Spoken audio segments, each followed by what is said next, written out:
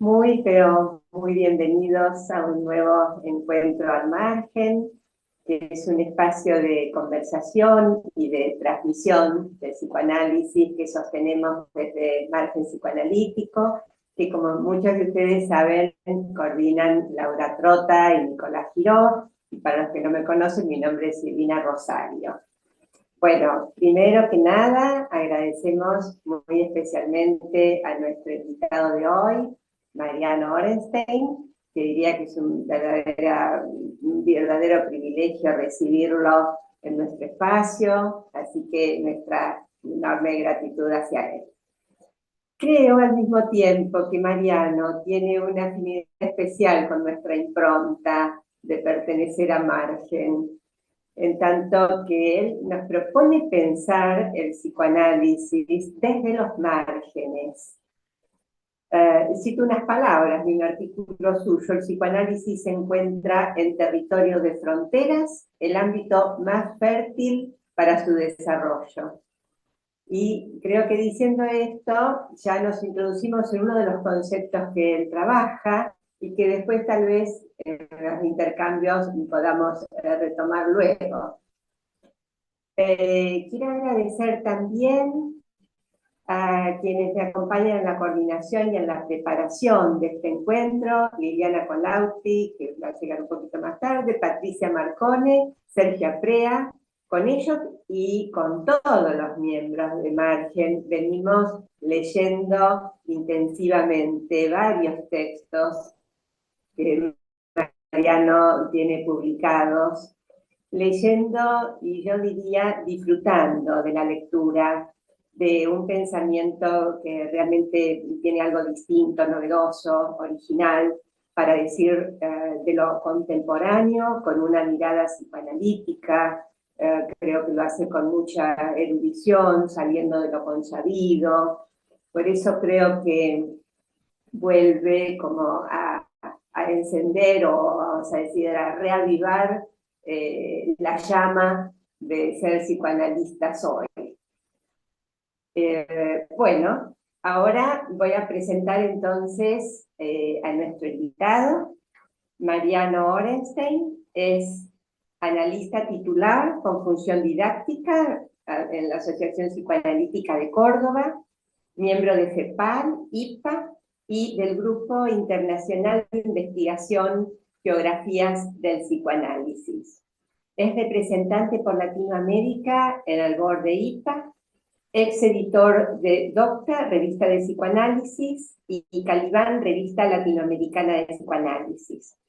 Autor de los libros, cito los que tiene en castellano: Psicoanálisis en lengua menor, Funambulistas, travesía adolescente y riesgo, Brújula y diván, la necesaria extranjería del psicoanálisis, y Conversaciones de diván, que entiendo que es el último. Recibió varias distinciones, los premios más recientes, CEPAL, Ángel Garma y Carolina Zamora. Y justamente recibió el premio Carolina Zamora por el trabajo del que vamos a conversar hoy, otra vez el misterio: cómo escuchamos la lengua de la sexualidad hoy. Así que, bueno, entonces, ahora sí, les propongo zambullirnos en esta conversación que va a iniciar nuestro invitado. Mariano va a exponer unos minutos, luego los que quieran participar de los intercambios o hacer preguntas, bueno, les mutearán sus micrófonos y usaremos la herramienta del Zoom de levantar la mano, que todos conocen, o si alguno quiere escribir a través del chat también puede hacerlo, y vamos a tratar de darle entrada en la medida de lo posible a todos. Bueno, entonces, el tema de hoy está titulado Otra vez el misterio. Y no me explayaría mucho más en esta introducción respetando justamente esto del misterio. Así que bueno, Mariano, si te parece, te escuchamos. Hola, buenas noches. Encantado de estar aquí en el ciberespacio compartido. Silvina decía que la invitación que me hicieron fue a hablar de un texto en particular. Eh, yo no voy a leer el texto, voy a hablar a partir de ese texto. Eh, por ahí si me extiendo demasiado, me pueden cortar, ¿no? Yo voy a tratar de articular lo que está presente en ese texto y el nombre del texto respondía en realidad a una consigna que tenía que ver con eh, la lengua de la sexualidad hoy. Y, y yo le puse como nombre otra vez el misterio. Y ahora cuando le di una leída al texto antes de esta conversación y, y me di cuenta de algo que no lo sabía en el momento que lo escribí.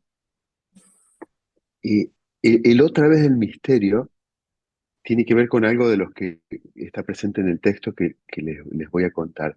Pero al mismo tiempo eh, tiene que ver con un texto, en realidad que es el texto de una conferencia que yo di hace muchos años atrás, que se llamaba Acerca del Misterio.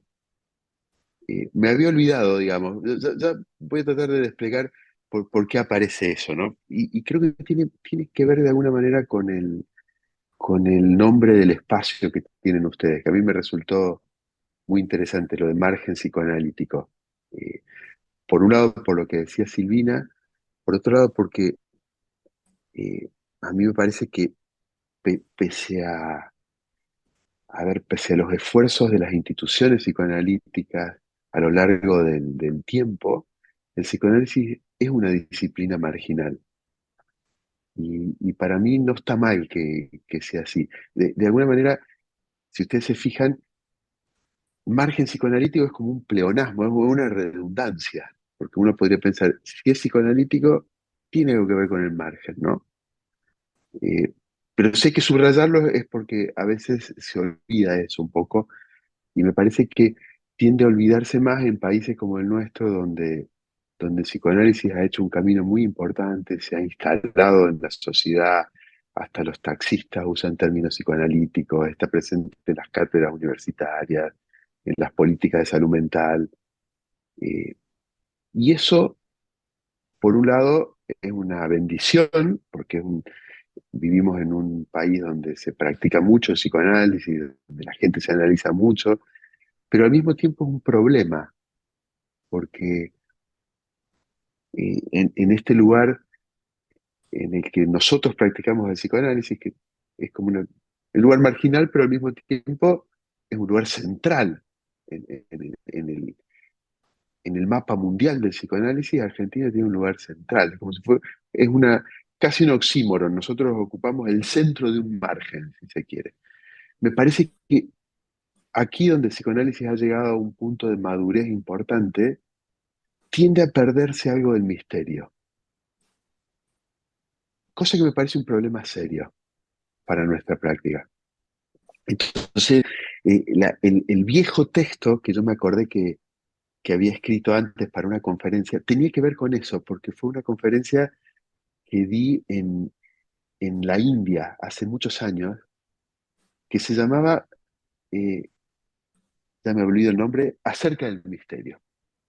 Porque a mí me interesa mucho Oriente y lo que Oriente tiene para enseñarle al psicoanálisis. Entonces he trabajado con gente allá y he viajado porque me parece que en esos lugares mucho menos maduros en cuanto al psicoanálisis se refiere que en nuestro lugar, saben mucho más del misterio de lo que sabemos nosotros.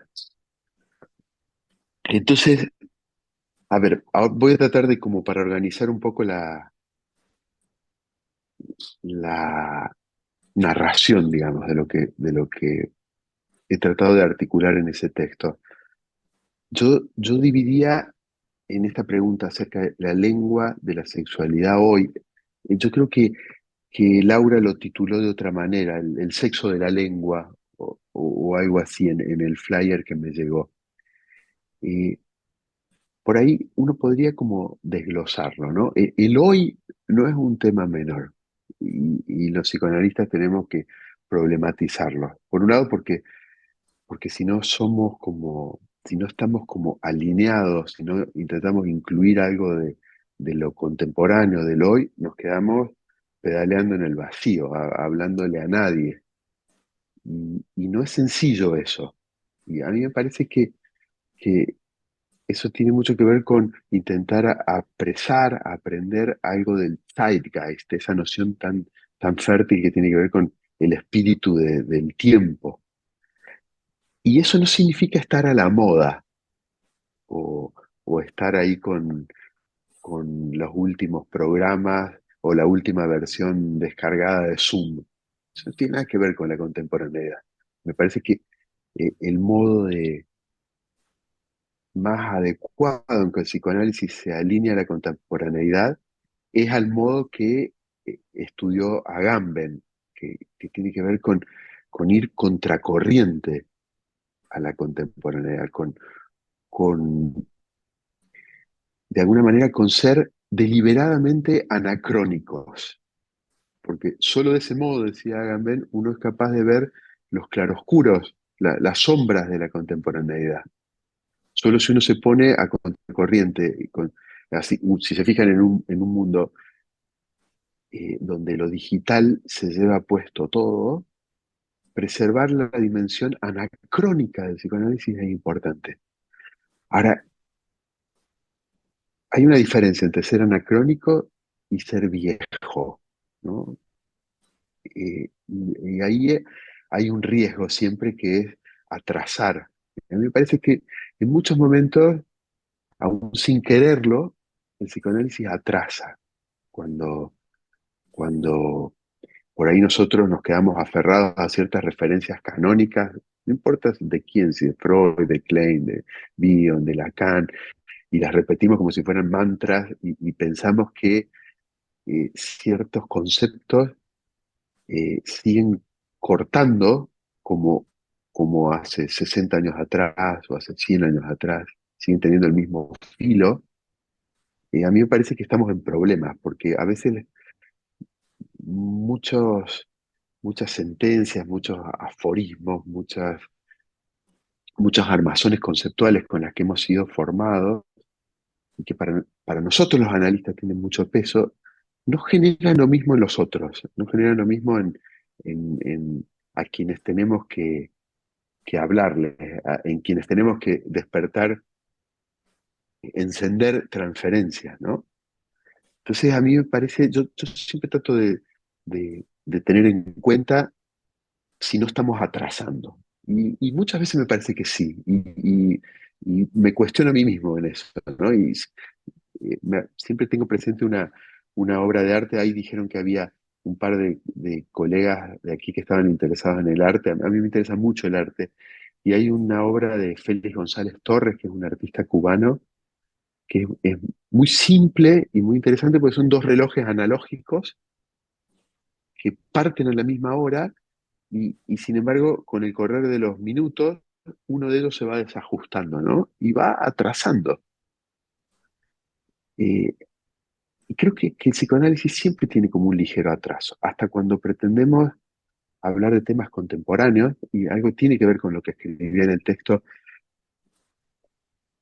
eh, ligado, por ejemplo, a bueno, lo que se está trabajando mucho hoy de los estudios queer, por ejemplo, ¿no? Y cómo pensar las nuevas modalidades de la sexualidad o cierta contrastación o desafío a las leyes que organizan a partir de la castración, la sexuación.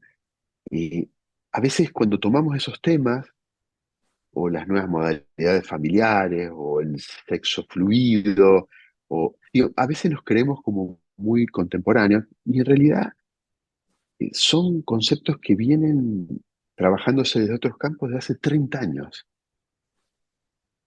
Y es muy difícil apresar qué es lo nuevo ahora, qué es lo que se está construyendo ahora como nuevo.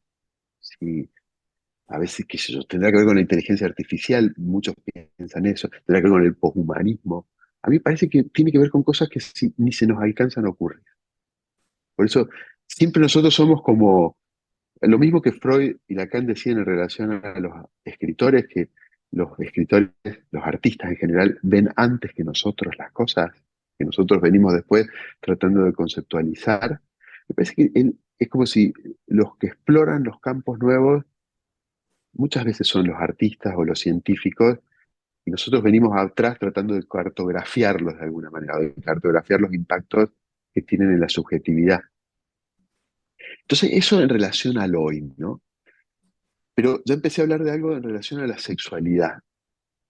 Y, y yo trataba como de ordenar la historia que tenemos como movimiento psicoanalítico, trataba de hacer en el texto, a partir de, es una idea vieja, una idea en epistemología vieja, la de los paradigmas cunianos, pero lo trataba de aplicar de un modo más libre, digamos. ¿Cuál sería, pensaba, el paradigma clínico que ha orientado nuestro trabajo a lo largo del tiempo, ¿no? Y me parece que es indudable que en las primeras décadas del psicoanálisis fue la histeria, ¿no? La sexualidad al modo de la histeria, encriptada en los síntomas histéricos. Fue eso lo que puso a trabajar a los psicoanalistas, lo que fue el discurso de las histéricas, el discurso amordazado de las histéricas, reprimido en una época donde la sexualidad tenía parámetros victorianos. Fue eso lo que permitió el surgimiento de la figura del psicoanalista. Hasta la neurosis traumática se configuraba al modo de la histeria. Y eso alumbró un montón de textos y de discusiones y de conceptos en psicoanálisis muy fértiles.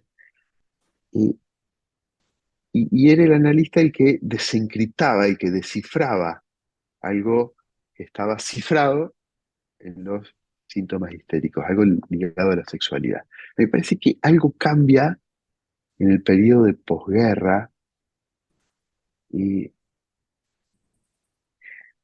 porque, a ver, en ese momento, en los 50, digamos, me parece que hay un punto de viraje donde lo que toma el relevo es la psicosis.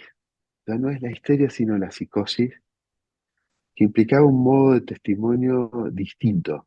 Ahí, eh, de alguna manera, eran los analistas los que testimoniaban sobre la locura.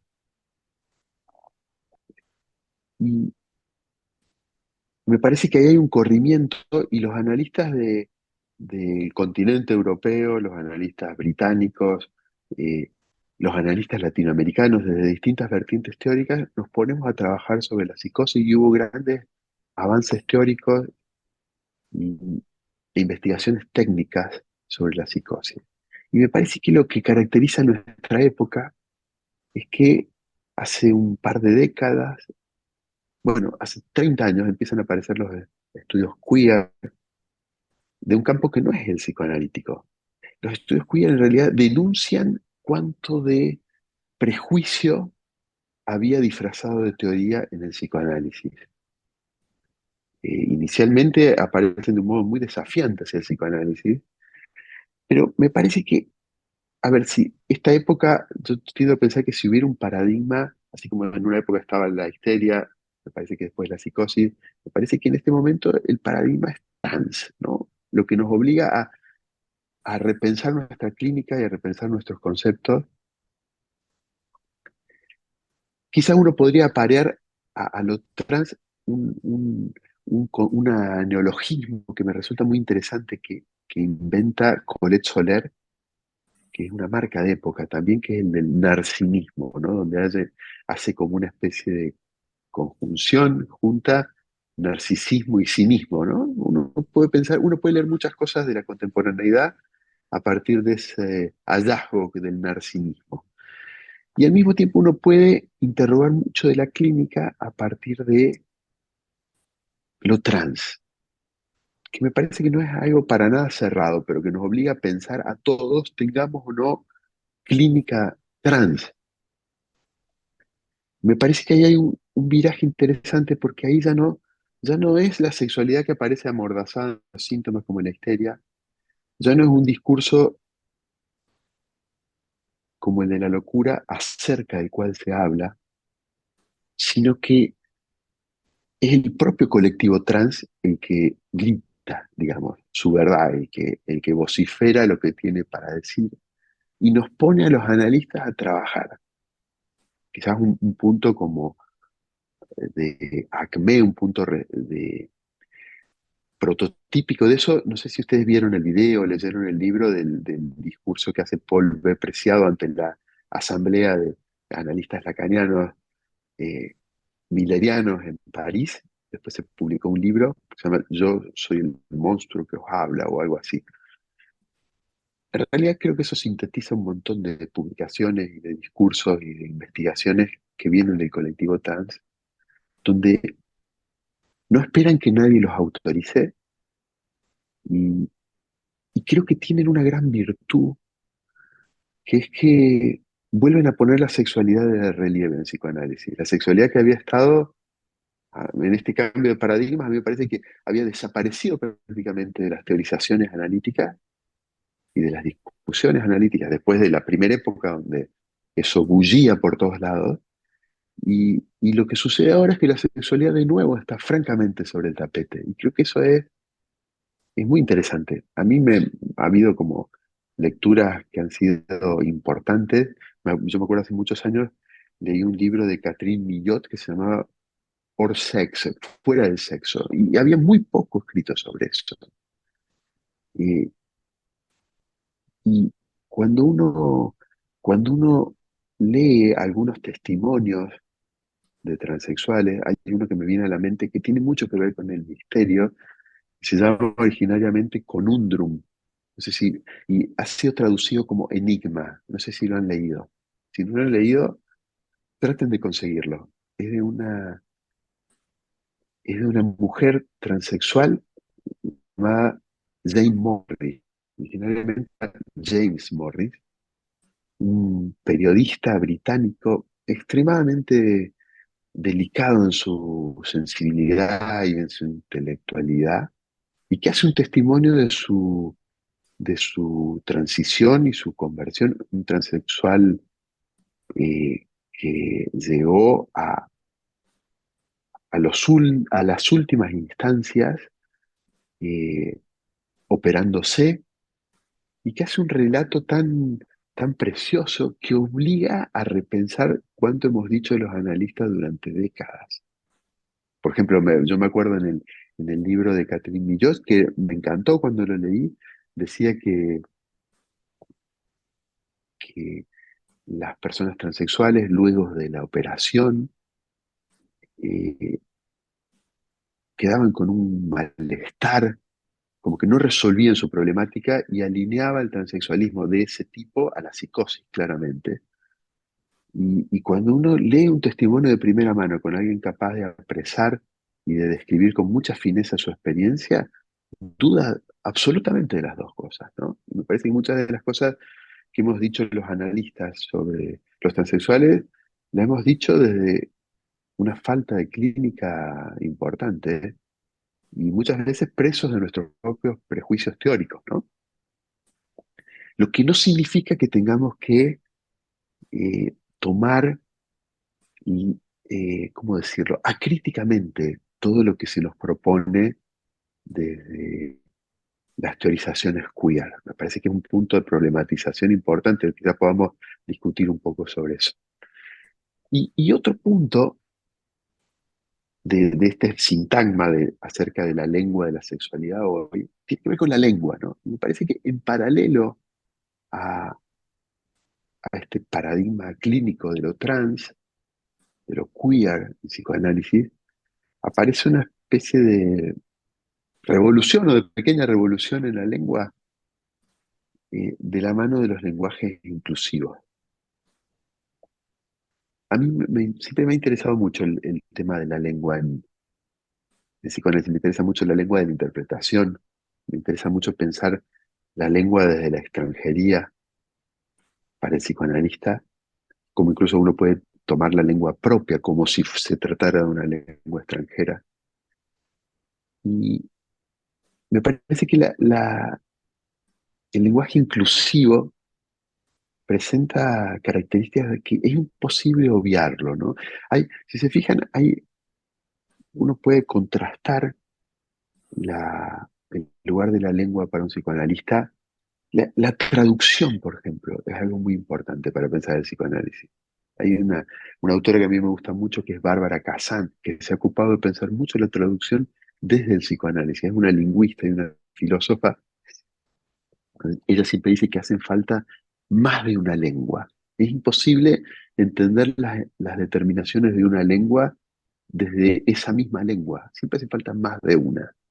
Por eso uno podría pensar que un paradigma contemporáneo es la traducción.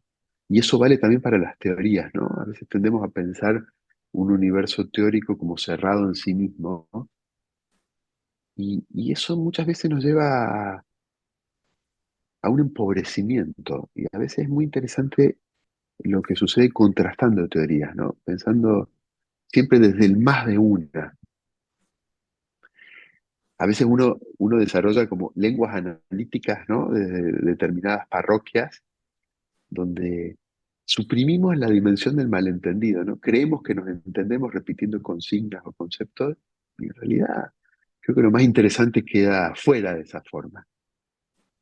Entonces, ahí viene el lenguaje inclusivo como una lengua inventada, eh, a proponernos algo. A mí, esto es una cuestión probablemente generacional, no me sale hablar en lenguaje inclusivo. Escucho lenguaje inclusivo en el consultorio o en distintos contextos, no tengo ningún inconveniente. No tengo pero tampoco me dan ganas de forzarme a hablarlo o a escribirlo. Y me parece que la función del lenguaje inclusivo no es producir un cambio en la lengua, sino que es producir como una especie de manifiesto que, por supuesto, implica un cuestionamiento al patriarcado, a la heteronormatividad, eh, pero que yo creo que va a tener el mismo futuro que han tenido las lenguas artificiales, ¿no? Como el Esperanto, por ejemplo, de Volapük. Ha habido varios intentos de lenguas artificiales para superar esa brecha del malentendido entre lenguas a lo largo de la historia. Y siempre han terminado como hobbies de aficionados, ¿no? Hablándolas entre pocos. Porque la lengua es algo vivo y algo que y eso tiene mucho que ver con la temática queer, con la temática de género tan en boga hoy. Y se elige hasta cierto punto. Uno podría pensar, uno elige la lengua que habla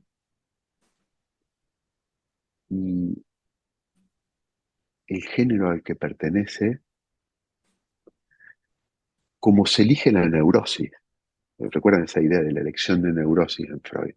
Una elección inconsciente. No hay una grilla de opciones donde uno dice, bueno, yo quiero esto, yo me identifico con esto de un modo consciente. O como uno elige la lengua materna, uno no elige la lengua materna, nos subjetivamos en esa lengua. Parece que algo por el estilo sucede en la sexuación y los teóricos queer vienen a problematizar eso y se genera una discusión más que interesante y compleja. Y lo interesante es que la E, el lenguaje inclusivo, bueno, ustedes saben, implica por ahí suprimir las A y las O en una lengua como la castellana, porque por ahí otras lenguas tienen otras particularidades, e incluir la E, que implica suprimir la diferencia sexual en el corazón de la lengua. Y yo me acordaba, cuando escribía el trabajo este que les estoy tratando como de alguna manera de contar o estoy tratando de aludir a eso, de alguna forma, la alusión es importante en el psicoanálisis. Hablar por alusión, así, bordeando algo, tiene mucho que ver con el misterio por un lado, con un modo de nombrar las cosas sin agotar el misterio que habita las cosas, sin banalizar el lenguaje con el que nombramos las cosas. Y al mismo tiempo creo que tiene mucho que ver con el lenguaje en que una interpretación se construye de modo fértil. Y ahora, la, la E que aparece suplantando la diferencia sexual en el corazón de la lengua, en el lenguaje inclusivo, a mí me hace acordar hay un escritor que se llama Georges Perec, que fue un analizante toda su vida, era un huérfano de la Shoah, sus padres habían sido víctimas del Holocausto, y él tuvo un análisis muy importante con Pontalis, tuvo otro análisis con Dolto, y escribió un texto maravilloso sobre el análisis, y escribió él estaba en un grupo experimental en Francia, y escribió una novela que se llama La desaparición. Y es una novela que prescinde de la letra E, que es la vocal más común en francés, que es la lengua en la que está escrita la novela. En castellano, cuando se tradujo toda la novela prescindiendo de la letra A, que es la más común en nuestro idioma. Entonces, fíjense cómo a mí me resonaba, porque en Perec no es solamente un juego experimental, vamos a hacer una novela sin usar la letra más común en nuestra lengua, que es un desafío intelectual. En realidad lo que estaba en juego ahí era poner de manifiesto de lo formal la desaparición que era parte de la propia historia de Perec. Si la Shoah puso algo de manifiesto es la desaparición, la ausencia, y un quiebre civilizatorio. Entonces a mí me parece muy interesante cómo el lenguaje inclusivo abundaba en algo que por exceso en realidad ponía de manifiesto una ausencia. Pretendiendo suprimir una diferencia, yo creo que lo que hace es subrayarla. Y si se fijan en el lenguaje inclusivo, cuando se escribe como con una X. Y la X hace una referencia clara al misterio. La X es la incógnita en en una ecuación matemática, en álgebra. Es lo que representa la incógnita. Representa muchas otras cosas también, pero es sobre todo la incógnita. Representa también el porno, la X, ¿no? Hay algo de la sexualidad que está, el sin codificar o el codificado, el triple X es el porno. Y hay algo de la X que alude al misterio. Y a mí me parece que eh, algo de la discusión contemporánea pone de manifiesto la sexualidad de nuevo y nos permite rescatar algo del misterio, ¿no? Y me parece que eso, yo no sé en cuánto llevo hablando, yo puedo seguir un montón, pero no sé si los canso y me paro, Bueno, no te escucho. si querés ir redondeando y así pasamos a las preguntas, sí, cómo no. Bueno, yo creo que, a ver, hay algo del misterio que, que es lo que yo les decía que me causó Oriente a mí, porque hay algo de las figuras del misterio, bueno, que de hecho en la historia del psicoanálisis había muchos analistas implicados con Oriente. A Freud le interesaba, Bion nació en la India, Lacan estaba fascinado con Japón. Hay algo que Oriente nos enseña acerca de, en realidad, lo que está detrás del misterio, que tiene que ver con cierto vacío, ¿no? Cierta nada, que evidentemente ocupa un lugar central en el análisis y que me parece que nos sirve para redefinir o para repensar la figura del analista. Ustedes saben que hay y con eso voy a terminar, hay es un clásico definir la figura del analista por contraposición, por asimilación a la figura del detective. De hecho, eh, hay mucho escrito en cómo se asimila la figura de Freud, por ejemplo, a la de Sherlock Holmes, ¿no? Como una figura hay una gran corriente de la literatura detectivesca que tiene que ver con Sherlock Holmes y ese detective que descifra enigmas de un modo pulcro. analítico. Después hubo otra corriente, sobre todo en el cine norteamericano, en la literatura norteamericana, estos detectives que costaba diferenciarlo de los criminales al estilo de Philip Marlowe, por ejemplo, o Sam Spade, que seguramente han visto un montón de películas sobre ellos, y que ahí lo enigmático tomaba otra forma. Ya no era el analista barra el detective que resolvía acertijos, que resolvía enigmas lógicos, sino el que se mezclaba en el suelo sucio, digamos, del crimen para resolverlo. Y yo creo que esas dos figuras se corresponden bastante bien con dos épocas en la teoría freudiana, ¿no? La primera época más ligada a las formaciones del inconsciente, al desciframiento de los síntomas, y por ahí la segunda época donde predomina la pulsión de muerte, el más allá del principio del placer. Y a mí me parece que uno podría pensar a la luz de algunas cosas que vengo pensando, una tercera figura del detective, como a partir de una novela de Roberto Bolaño, el chileno, que él habla de detective salvaje, donde lo que prima son dos cosas.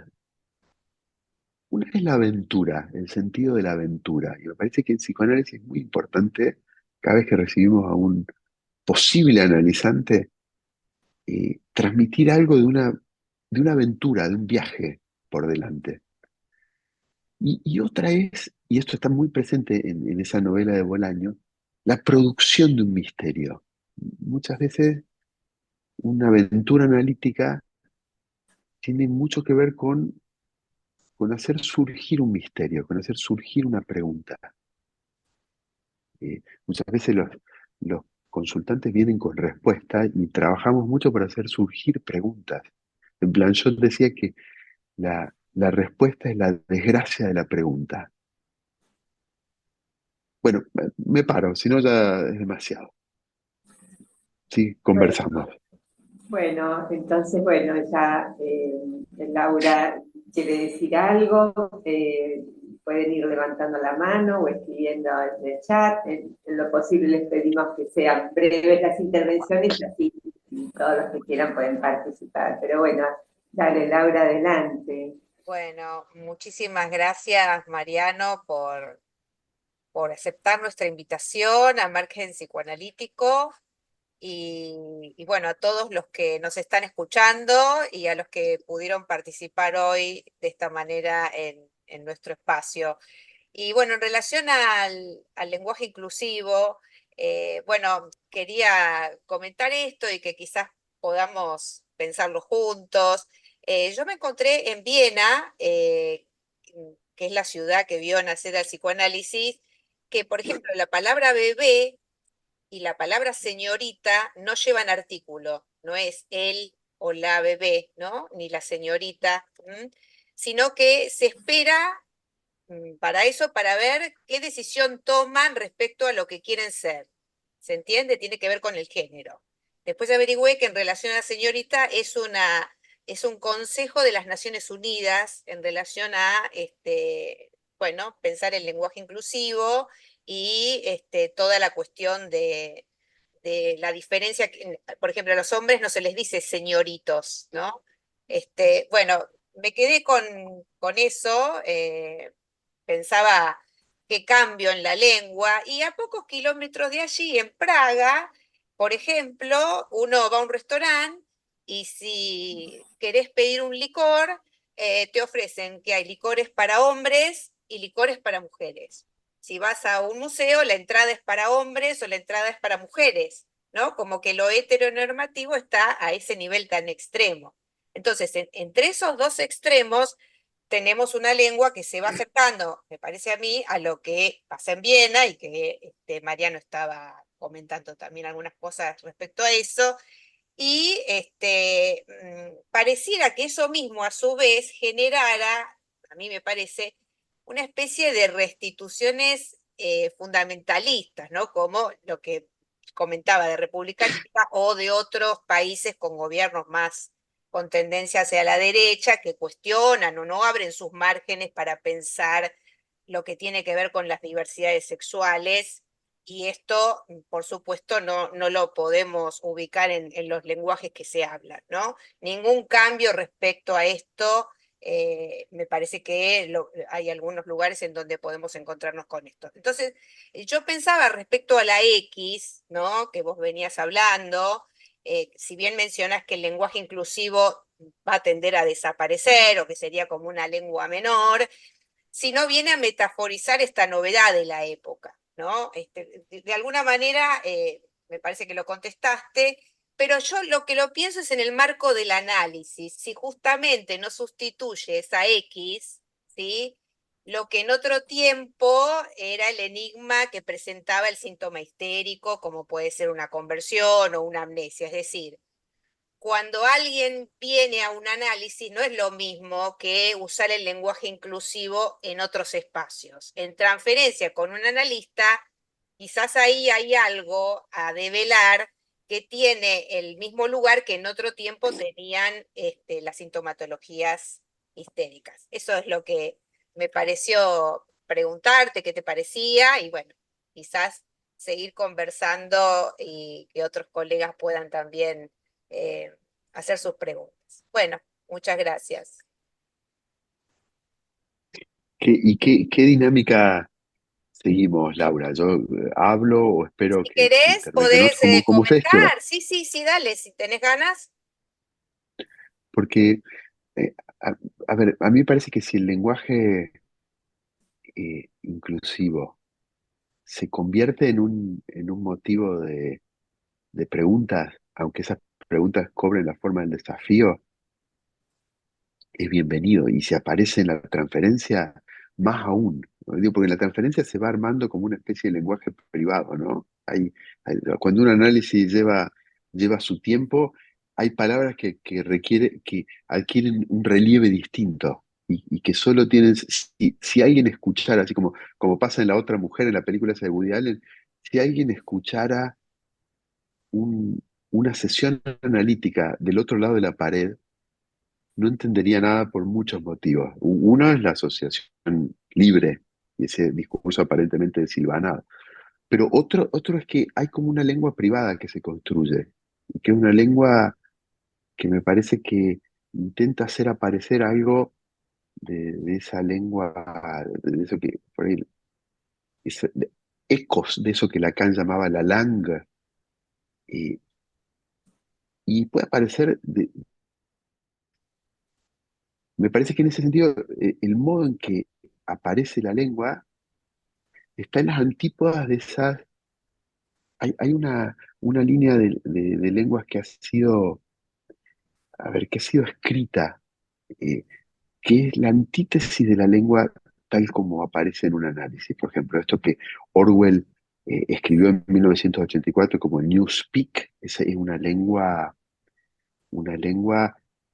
muy ligada a la lengua totalitaria, que implica un empobrecimiento justamente de los colores, de los matices, de los malentendidos de la lengua. Lo que vos traes, por ejemplo, de Viena y Praga, como si fuera uno un foco de la apertura a las nuevas, a las disidencias sexuales y a los modos de nombrar, y Praga como una especie de reacción, yo no estoy tan seguro que sea así. Me parece que hay por lo pronto, Viena no, Viena y Austria en general no es un país de avanzada en ese tipo de cosas. A veces, bueno, sucede lo que pasa ahora, ¿no? Que en este momento en la prensa hay una gran discusión sobre eso. eh, ¿Dónde está, eh, dónde está un verdadero cuestionamiento al patriarcado? Y los dobles, los pliegues que a veces tiene eso entre lo que se dice y lo que se practica. No hay que irse a Viena. Mi hermano, por ejemplo, y su pareja salen habitualmente a tomar algo. Mi hermano no toma una gota de alcohol y a la pareja le encanta el vino. Entonces, en general, piden una copa de vino y una Coca-Cola. Indefectiblemente me cuenta mi hermano que viene el mozo y le sirve la Coca-Cola a la mujer y la copa de vino a él.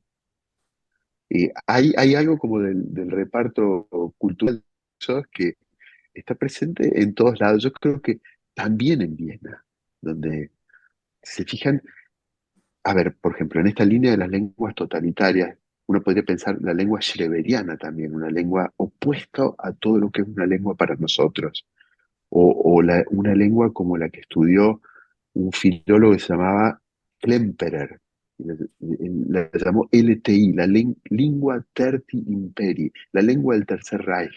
Él estudió el modo en que aparecía la lengua en el nazismo. Mire, Freud vivió en Viena, produjo en Viena. Viena fue la ciudad que vio nacer al psicoanálisis y a buena parte del arte moderno y a Wittgenstein y un montón de cosas más, y al mismo tiempo la ciudad que recibió con los brazos abiertos a Hitler, ¿eh? No nos olvidemos de eso.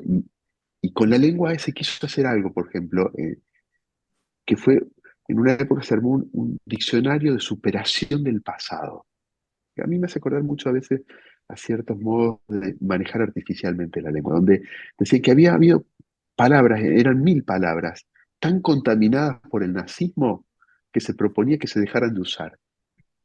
Y uno podría pensar, ¿por qué no? Si el lenguaje debería eh, acoger la historia, debería haber palabras heridas, palabras lastimadas en la lengua, palabras que problematicen la lengua misma. Entonces, por ahí sí, si el lenguaje inclusivo lo logra, bienvenido. O sea, a mí me gusta mucho más la X que la E en ese sentido. Patricia, Estás muteada, No, no se te Patricia. escucha, Patricia. Bueno, ¿qué tal, Mariano? Un gusto realmente escucharte. No sé, formado parte de mi cotidiano en las lecturas, así que, bueno, un placer, un placer. Nada, pensaba, viste, este tema del lugar del analista y esta cuestión de la posición del extranjero, ¿no? De lo extraño, esto que dijiste al inicio, esto del transitar por los márgenes, que seguramente en algún punto evoca lo que queda por fuera, ¿no? Eso que no funciona, que produce cierta exclusión, y pensaba en el llamado justamente lenguaje inclusivo, del cual en estos tiempos, bueno, se han visto tomados de alguna manera ciertos grupos de adolescentes, este llamado movimiento LG, a ver si lo digo bien, TV y queer. Bueno, las lecturas llevan a esta cuestión que vos dijiste en algún momento, por lo menos en el escrito, que parece que a ellos mucho no les importa, ¿no? Viste esta cuestión si se hacen entender, ¿no? Obviamente marca lo generacional, ¿no? Para quien lo escucha, pero a mí me parece que tiene que ver con ese real que hace tope y es justamente la exclusión. En ese sentido, la pregunta en algún punto tendría que ver con que ¿habrá ciertos goces de los queers ahí en esto de que el otro es el que no entra? Quien habla del lenguaje inclusivo sabe que está dejando a otros afuera. Hay un terreno ahí de la sexualidad en disputa entre lo hétero representado en lo fálico y lo queer que va por fuera.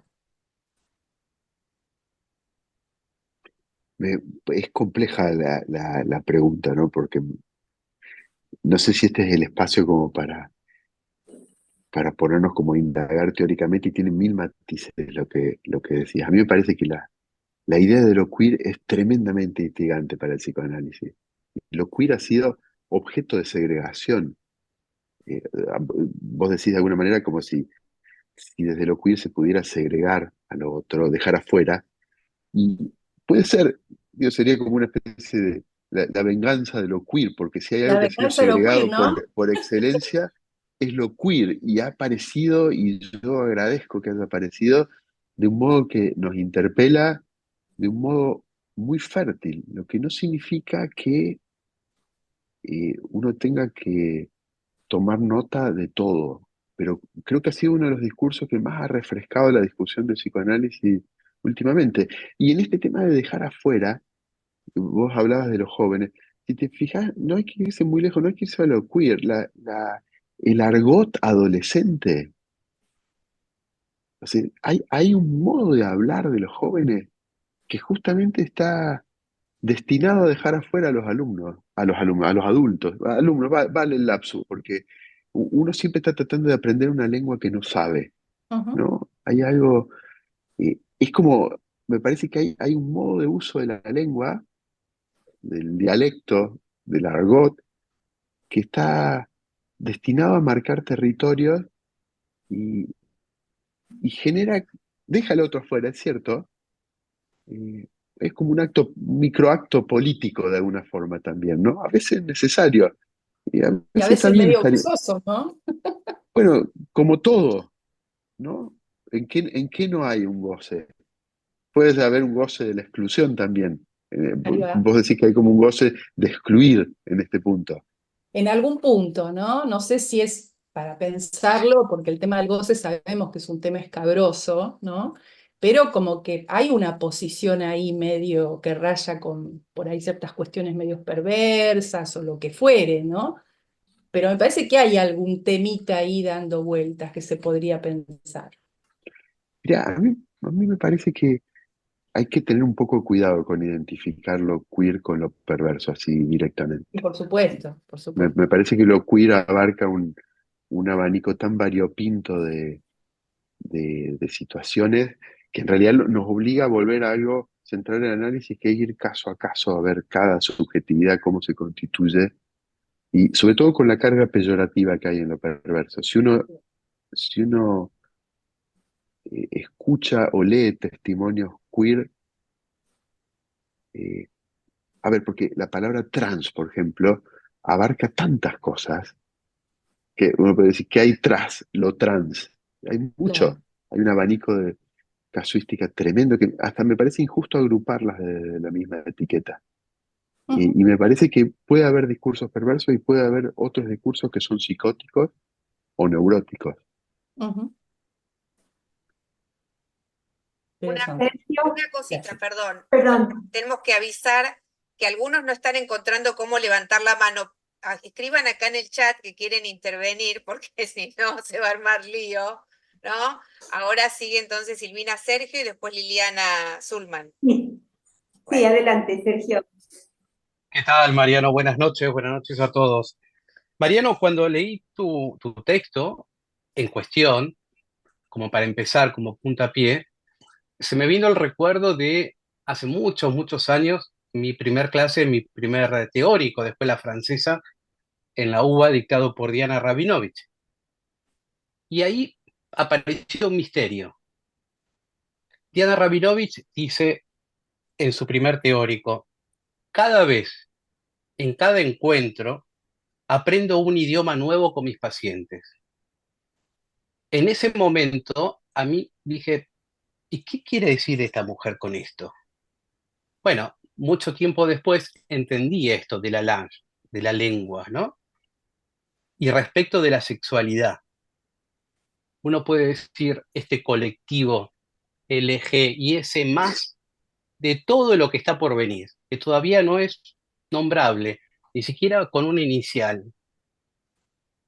Y el misterio acá, otra vez me vuelvo a sorprender que se trate de la sexualidad, pero si la sexualidad ya la había marcado Freud, entonces otra vez la sexualidad vuelve a interpelarnos. En algún momento, primera pregunta, ¿crees que podría haber una biblioteca donde nos describa a cada uno de nosotros y su encuentro con la sexualidad? Porque eso es un misterio. Segunda pregunta, y volviendo a Diana Rabinovich, y esto que tiene que ver con el deseo del analista. En algún momento te escuché en alguna charla decir que el psicoanálisis no se quede dormido. ¿Cuánto del deseo del analista, esto que vos transmitís con tanta pasión, sin nomenclaturas, sin conceptos cerrados, hacen, por ejemplo, de este encuentro al margen, el psicoanálisis no se quede dormido en el diván? Muchas gracias.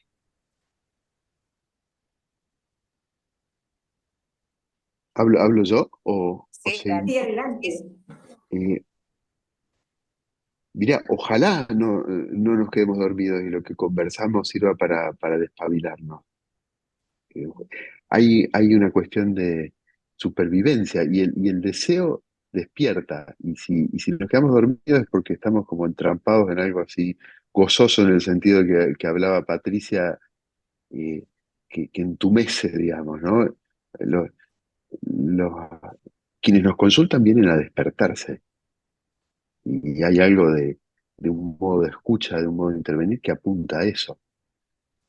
Yo no sé si entendí bien lo que decías, me parecía lindísima el modo de nombrarlo de Diana Rabinovich, esto de la lengua nueva a aprender. Freud decía que había que tomar cada caso como un caso nuevo, como si uno no hubiera atendido nunca a nadie, como si incluso cada sesión habiéndose olvidado de las anteriores. Me parece que tiene que ver con eso. A veces cuando uno está en contacto con otras lenguas, eso se hace muy evidente. La trampa es pensar que cuando nosotros escuchamos algo en nuestra lengua, efectivamente entendemos.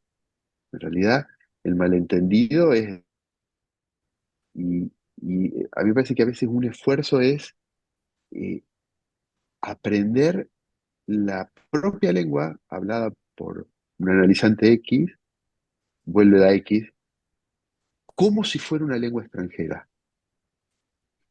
Y a veces la formación de un analista es un proceso de extranjerizarse a sí mismo. Bueno, Julia Kristeva decía que el inconsciente es lo que nos hace extranjeros a nosotros mismos, ¿no? Ese lugar éxtimo tiene que ver con eso.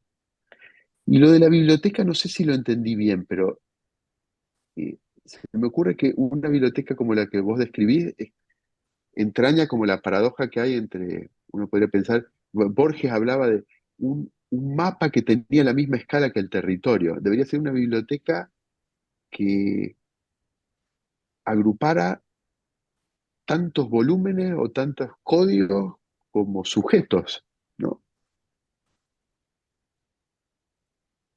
Un imposible, ¿no? Muy bueno. Bueno, seguimos con Bueno, Ana. ahora Liliana Pérez, ¿no? Sí, Pensaba en la Torre de Babel recién cuando estaban hablando. ¿Qué tal, Mariano? Un ¿Qué gusto tal? y gracias por todo. No, me quedé pensando en la lengua esta inclusiva, que yo tampoco digamos, la uso, no me gusta y incluso hasta me produce rechazo, ¿no? Ahora me preguntaba por qué me produce tanto rechazo.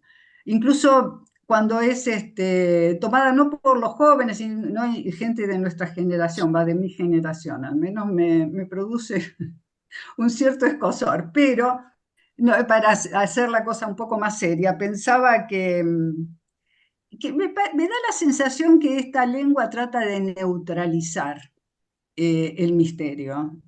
Y a lo mejor eso me molesta, porque las distintas vocales promueven el equívoco, porque no lo dicen.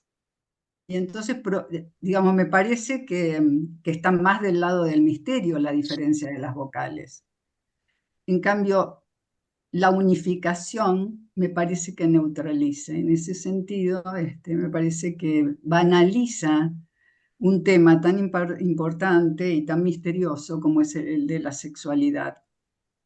Eso por un lado. Y por otro, pensaba cuando Laura decía de tomarlo como un síntoma, pues es que pienso que no en principio, porque ya está colectivizado, salvo que aparezca en sesión como un acto fallido o algo bueno, así, a pero eso me no, refería, a eso sí, me sí, refería, sí. digamos, ¿no? Como acto No fallido toda sí, la pero lengua está en una convención, digamos, pero en una sesión de análisis, bueno, si sí. alguien que viene Pero como está hablando de colectivizado. todes dice todo, bueno, no sé, parece que uno Ah, sí, puede bueno, marcar ahí algo, y ahí claro.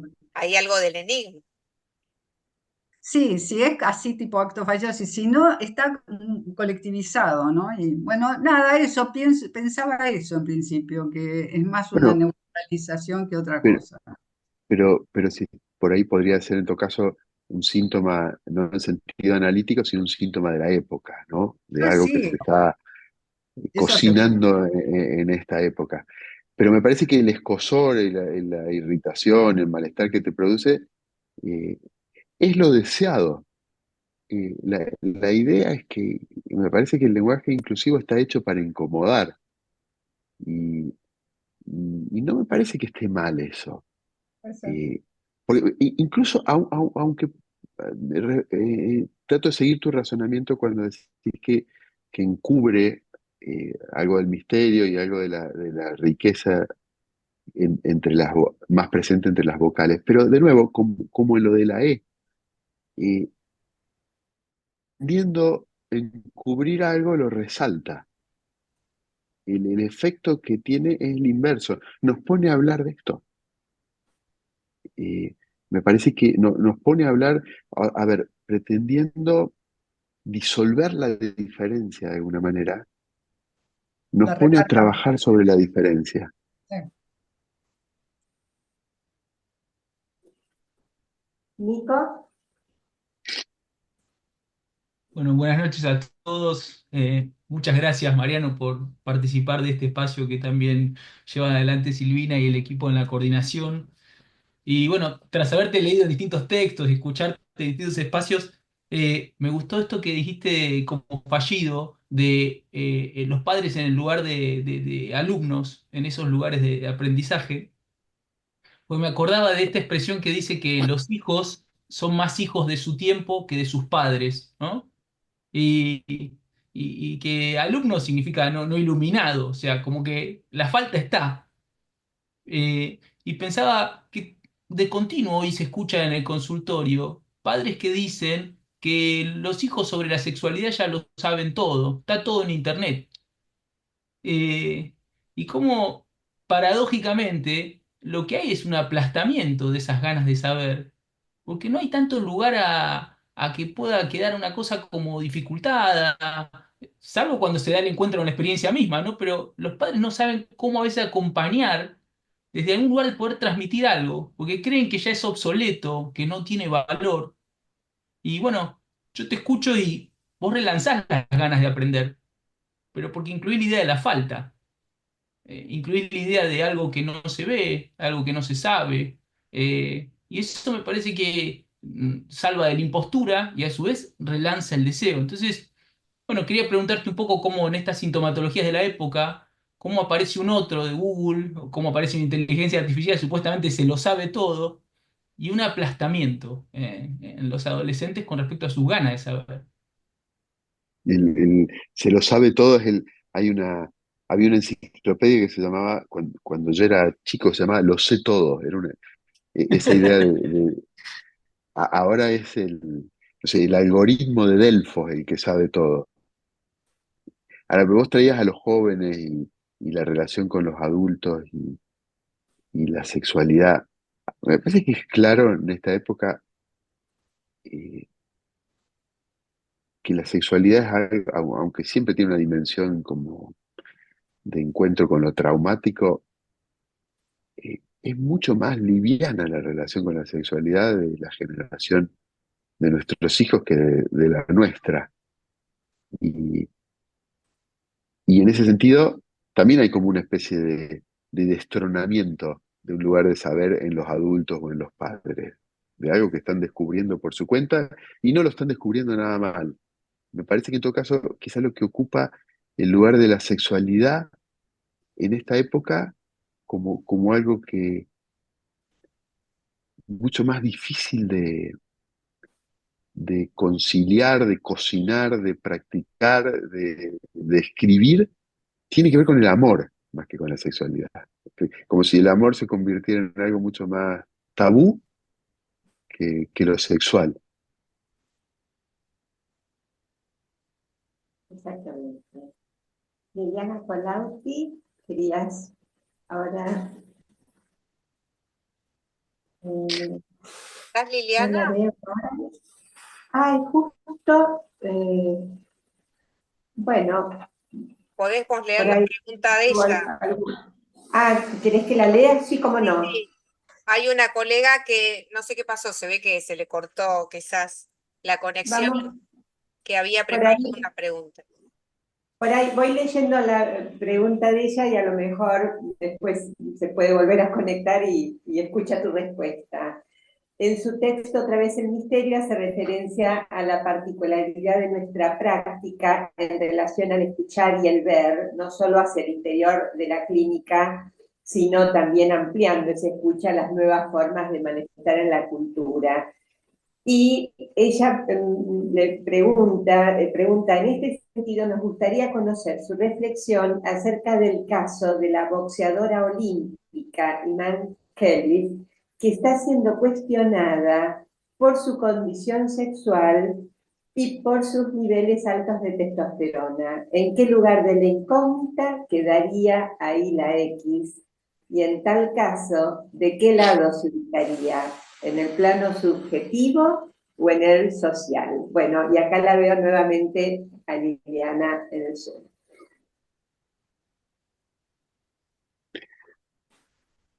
No sé bien qué decir. He seguido muy poquito acerca del caso en las noticias. Todos lo tienen presente. El caso de la boxeadora esta que fue como acusada de alguna manera por trans y que no tenía que estar compitiendo porque le había pegado una trompada a una boxeadora italiana y con una contundencia tal que solo podía venir de un hombre esa trompada. Entonces Exactamente. de algún modo la acusaban de que era una persona trans que se había metido a competir en una categoría femenina. Y a mí me parece que estas cosas finalmente apareció que no era de ningún modo así, que era una persona cisgénero, identificada con el sexo que se le dio al nacer, y de hecho representante de un país donde la homosexualidad está penada. O sea que no podría, la homosexualidad, digamos, digo la homosexualidad y ahí habría que hacer, hay países donde la homosexualidad está proscrita y la transexualidad no, por ejemplo, que es extraño eso, ¿no? En, en Irán, por ejemplo, se practican transformaciones, digamos, cambios de género, cambios de sexo, y, y sin embargo la homosexualidad es un delito. Pero volviendo a esta boxeadora, a mí me parece que estas cosas lo que ponen de manifiesto, más allá de lo práctico, porque uno podría pensar, que quizás habría que deconstruir las categorías por las cuales se compite, porque esta mujer lo que tenía es un problema endocrino y una secreción excesiva de testosterona, por lo que pude escuchar. Entonces era una mujer, o sea, con genética femenina, pero con una enfermedad que le hacía producir exceso de testosterona.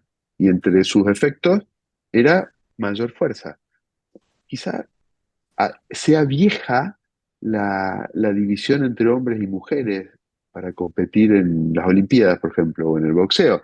Quizás habría que tomar otros parámetros, así como el peso, la fuerza, independientemente si son hombres o mujeres, o el nivel de testosterona. Yo no lo sé a eso. Lo que me parece que estos casos ponen de manifiesto son las viejas preguntas del psicoanálisis, ¿no? Así como la procreación asistida, por ejemplo, obliga a preguntarnos qué es un padre, ¿no? Porque ahí uno podría pensar qué es un padre, una persona que adopta a una mujer artificialmente de un banco de semen. O sea, ¿un padre es un espermatozoide? Dudo que alguien diría eso. Un padre es una función simbólica y nosotros tenemos mucho para pensar y para decir en eso. Del mismo modo, este tipo de casos ponen de manifiesto, por ejemplo, ¿qué es una mujer? Nos obliga a repensar algo de la feminidad, que es algo que el psicoanálisis viene tratando de pensar desde hace 120 años, ¿no? Y siempre hay algo nuevo para decir, para cernir, en eso, que de nuevo, en eso misterioso que entraña lo femenino. Pretender abordar eso por el nivel de testosterona o por la codificación genética me parece que es un empobrecimiento, ¿no? Pero de nuevo, nosotros no tenemos respuestas, tenemos más preguntas que respuestas, me parece. Para bien o para mal, ¿no? Bueno, retomando lo que decís, tenemos más preguntas, yo diría de ir cerrando, si quieren vamos con la última, acá veo una en el chat de Patricia, ¿les parece? Unos minutitos más y cerramos, ¿sí? Adelante, Dice Patricia, si cuando me... querés, y ya con esta ¿Quieres cerramos. leer la voz, Patricia? Adelante.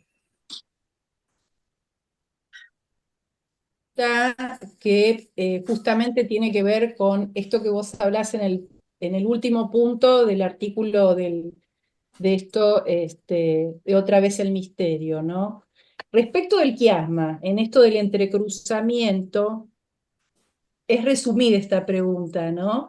Pero dice, ¿estaría la esperanza en la clínica trans de reintroducir algo que no completa, de sostener el misterio del no saber, no todo, que lo queer parece no querer enterarse? Francamente no lo sé, no lo sé. Ujú. No, no podría decírtelo, no tengo ni la experiencia clínica suficiente, ni sé si se puede como generalizar la clínica trans. A mí me parece que, sobre todo en estas clínicas de borde, bueno, ustedes están en el margen psicoanalítico, pero hay clínicas que forman parte de nuestro saber hacer acumulado a través de más de 100 años, y hay estas clínicas que nos enfrentan mucho más con lo nuevo, con los bordes de lo sabido. A mí me parece que hay que cuidarse bien de algo que, a ver, de viejas clínicas normalizadoras, de cuando los divanes eran subrepticiamente lechos de Procusto, en realidad, donde se estiraba, conocen la historia de Procusto. Eh, se cortaba lo que sobraba y se estiraba lo que quedaba corto, como si hubiera un molde al cual cada uno que se tendía en un diván debía ajustarse. A mí me parece que hay que dejarse enseñar por los pacientes, mucho más cuando, cuando pertenecen a una clínica de la cual sabemos poco. Y hay que dejarse enseñar. Y Un respuesta, poco y no sabemos exactamente, como todo paciente, a qué viene, ¿no? claro, en realidad yo creo que lo que nosotros ofrecemos en general, no solo a los pacientes queer, a cualquiera, ¿no? Es un dispositivo maravilloso que, si se fijan, ha envejecido muy poco en 120 años, por no decir nada, se mantiene igual. Y no me refiero al diván, sino me refiero a un modo de escucha en atención flotante, un modo de hablar en asociación libre. No se habla en ningún otro lado como se habla en un análisis, y una ética que regula, la ética de la abstinencia que regula ese intercambio. Más allá de cómo se lo teorice, han cambiado mucho las teorías, dentro de cada pensador incluso han variado las teorías, el dispositivo ha mudado muy poco.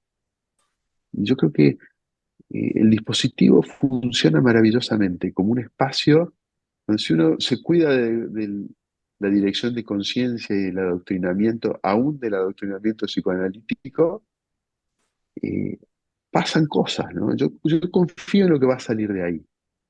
Eh, y aún desde cierta perplejidad, ¿no? Aún desde cierto no saber, por ejemplo, cómo responder a esto que vos contás. Sí me parece que hay que correrse de cualquier posición normalizadora, ¿no? Y tomar de lo queer otro de los sentidos de la palabra, eh, que apunta como a lo raro, a lo único, a lo extraño, si uno le quita la parte peyorativa.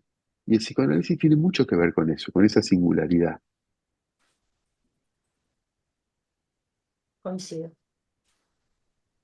Bueno, si les parece, vamos a ir cerrando. Estamos súper pasados de tiempo, pero bueno, realmente muy agradecidos de escucharte, Mariano. La verdad, un placer. Tu exposición súper clara, como una gran apertura. Así que bueno, muchas gracias a todos los que nos acompañaron. Muchísimas gracias, Mariano. Por supuesto que los invitamos a nuestro próximo encuentro de noviembre con Alberto Cabral. Y bueno, y creo que nada más. Un abrazo para todos y que tengan muy buenas noches. Muchas Mariano, gracias. Hasta luego. gracias. Chao. Chao, Chao, chicos. Chao. gracias.